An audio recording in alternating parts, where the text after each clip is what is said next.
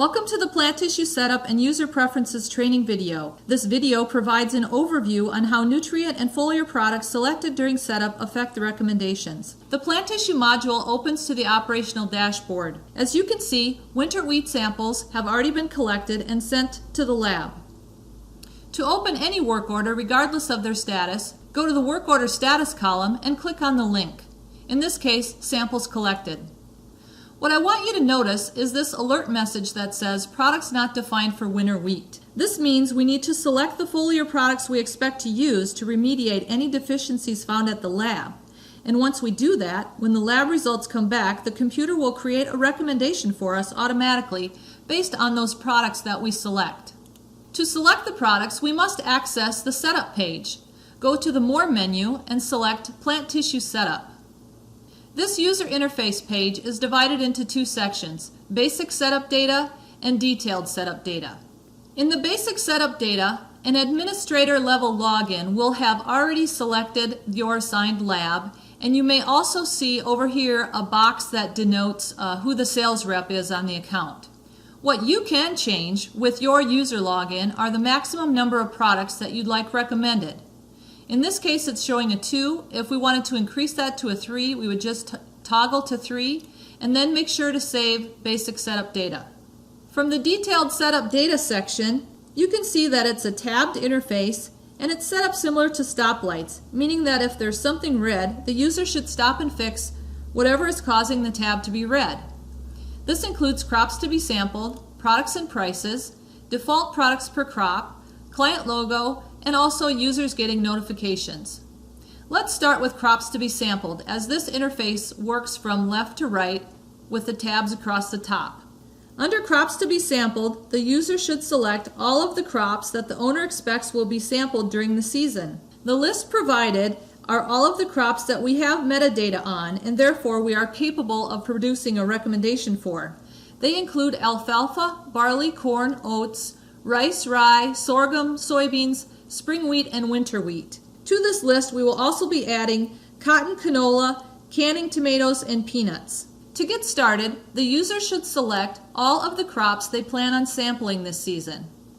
Next, go to the Products and Prices tab. Click on Add Remove Products. When the Select Products screen opens, place check marks in all of the products that you plan to market to your growers this season.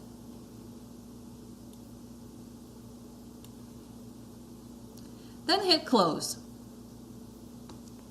As you can see, all of those products now appear in the box. Click Edit to change the planned or actual prices.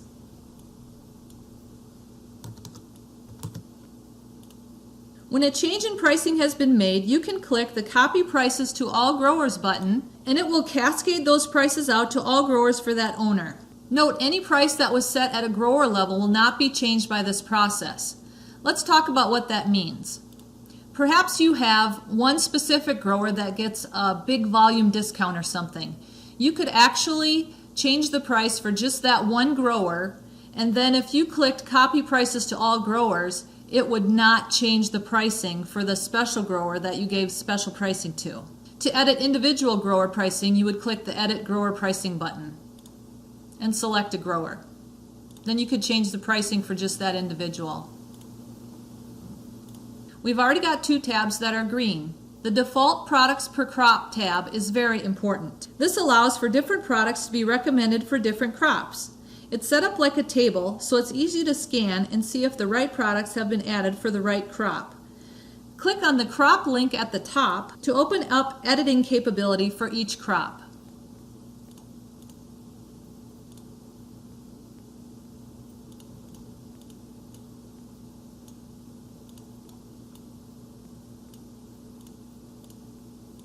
Click Save when done, then close.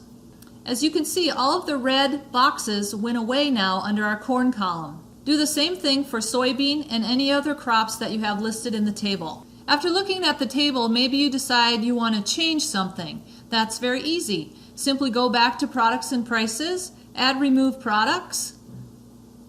Maybe you want to add Maniplex small grain. Then go back to Products, Wheat, and maybe you'd rather have the Maniplex product for your zinc and manganese deficiencies, and probably copper too. We could do the same thing for winter wheat as well. So at this point, we've selected all the crops to be sampled. We've entered the products and prices. We've set up which default products per crop. We can add a logo by simply clicking Upload Logo. The last step is completed from the Users Getting Notifications tab. From this tab, the owner decides if they want to cascade email messages out to everyone on their team. This is set up from the organization or owner level. Simply place check marks in the boxes for those individuals who should receive communications from the owner or organization. These email messages are updated every 30 minutes. Lastly, each individual user must go to the Users tab and select My System Preferences to set up their own personal preferences. From the drop-down menu, select Reports, and notice at the bottom of the list, Foliar Recommendation Communication Mode. It's currently set at None. Since this is a specific selection made by each individual user, each user must come in here and make this selection him or herself. Most commonly, we set it at New and Update. This selection must be made with each user login. Once you make the selection, just click Submit.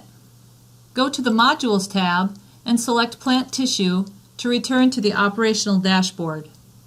This concludes our training video on plant tissue setup and user preferences. Thank you.